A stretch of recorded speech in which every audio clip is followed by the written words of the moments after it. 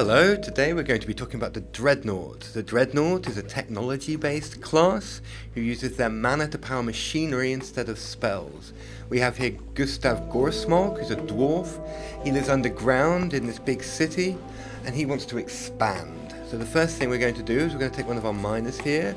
We're going to dig through this earth over here to see what we can find.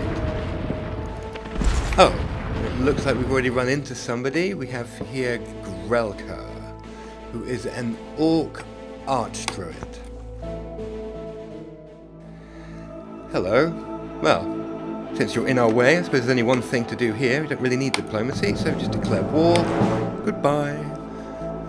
Get our dwarves out of the way so we can bring in the army. Here, Isabella, with her motley crew of cannons, flame tanks, and dwarves with guns. So she can come over here, clear those guys out next turn. We also have here a constructor. This can follow along behind the army and build a fortress. Fortress is a sort of city without people in it. You can make them very quickly to use them to capture land and then replace them with cities later. Now, going back over here, we have a land ship. It's a very powerful Dreadnought unit. Sort of a big sort of tanky, cannony, drivey, stompy thing. I'm going to take this into the cave entrance here, go overground and explore some more, look for some more places we can expand to. Okay, nice little tropical paradise which we will soon have to exploit. And we also have our pioneer here. Pioneer is a sort of a settler unit. Take him, plant him here, make a nice little sort of coastal city we can have our holidays in. Ready for us next turn. Now, drive our landship up here. Looks like we have another city up here, owned by some independents. The dwelling of Karzum, owned by this big Archon guy. So Archons are a race of undead skeleton dudes. Seems to have a quest for us to capture Rudark. Looks like an orc city over here. Well, capturing cities is always better than making our own cities, so we'll accept that. And looks like we're done for this turn, so see now, nice new city has appeared for us here, stone fields. Maybe build a granary in here, produce more food so it grows faster. And then see if we can find a way through to this city that we need to invade. Now it looks like we have wild water rapids ahead of us. Now a landship is a landship, it can actually go through the water, but not this kind of water. But looks like, yep, no way through here, so we're going to have to find another route. Go back underground.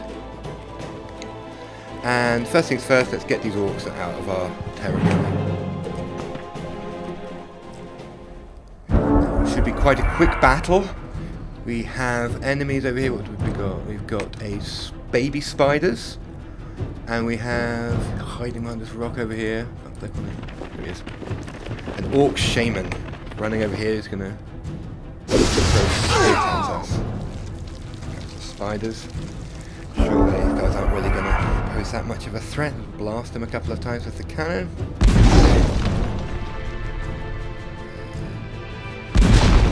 Run them over with the flame tank.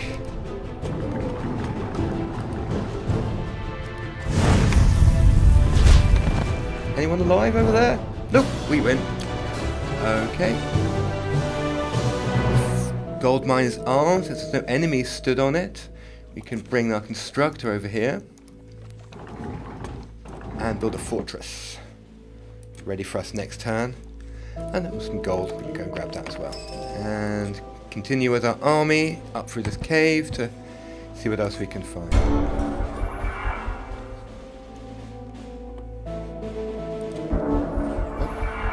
Our fortress has appeared. Now, into the cave. We go. Have here a sanctuary. If any of our units were damaged, would have been healed by visiting this. But okay, and here's the cities that we want to invade. Only 5 units here, so shouldn't be too much for us to take on. Next turn. Ooh, looks like she's got reinforcements. Now normally we wouldn't want to engage in this battle. We're kind of outnumbered. They have walls, but we have a cunning plan. which should hopefully even the odds, so we're going to invade anyway. Okay, here we are. Grelka's city has wooden walls, so hopefully that won't pose too much of a problem for our cannons. She does outnumber us by quite a large degree though, which isn't really what you want. So what are you going to do, Grelka? Right, so it looks like she's cast a spell called Beast Horde. That means every round she's going to get more units summoned into the battle for her. Horned God there, this guy, blasting us with lightning, not good. And looks like she's going to shoot us with some arrows as well though. Yeah, not particularly effective. Okay, is that your lot, Grelka? Okay, time for us to bring out our secret weapon then. Here we have the spell Destabilized Mana Core as a very high level Dreadnought ability. What this means is that in 2 rounds there's going to be a huge explosion and every unit on the battlefield will take a lot of damage. Now hopefully with our heavy reinforced war machines we will survive, whereas the naked hippie plant people over here will all get blown to hell. That's that.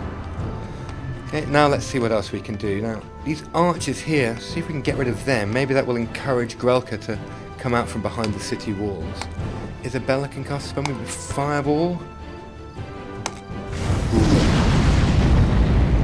Well, nice. Not quite enough to take them out though. Maybe the cannons can finish them off.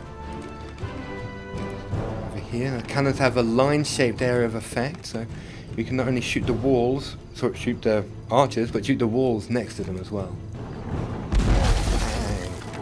Still not quite enough. 1 hit point left. So musketeers will have to finish them off. Over here. Is that enough? That will be enough. Okay.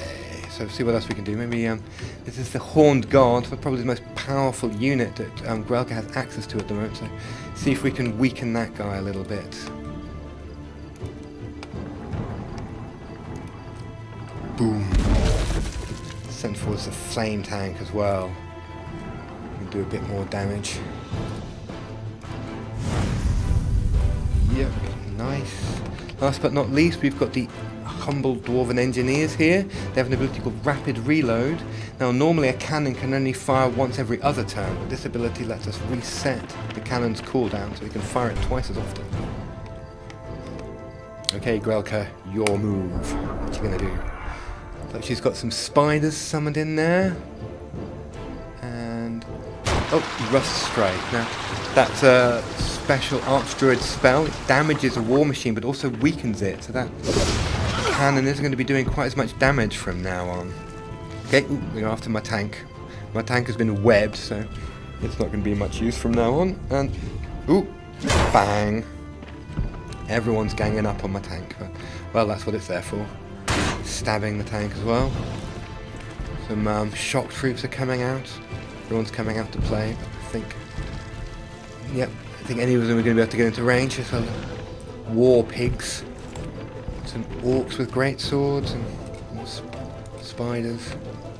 Okay, my go. So, firstly, the cannon here is still on cooldown, so get the engineers to reload you as well. And hopefully, the enemies have arranged themselves in neat little lines, which make it a bit easier to deal with them. Pow! From the other side as well. Oops, get 3 of these guys. Boom. And yep, flame tank is a bit stuck, so they can't really do anything. Musketeers are still on cooldown, they can only fire once every other turn as well, so they're going to run back here and hide. Face that way in the guard, maybe they'll survive, I kind of doubt it. And let's see, Isabella, what are you going to do? Why don't you try and take out this enemy hero over here? Charge! Pow, gotcha. And that's us done, so next turn our mana core is going to explode. See what happens. Boom. There, everything dies. The walls die. The orcs die. Hopefully all of the enemies are going to be dead. Let's see who survived.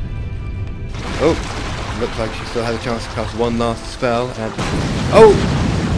And that's why you don't want to try and beat up a huge flame tank with his axe. And we are victorious and everybody's dead, apart from Isabella and some engineers. But still, we took the town, and we've won a prize, so accept our reward. Gustav has received the gift of this fine Cult of Storms insignia.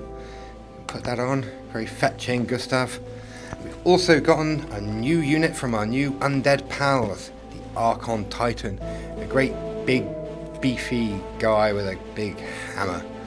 And he's going to come with us to the surface to conquer the lush jungles above.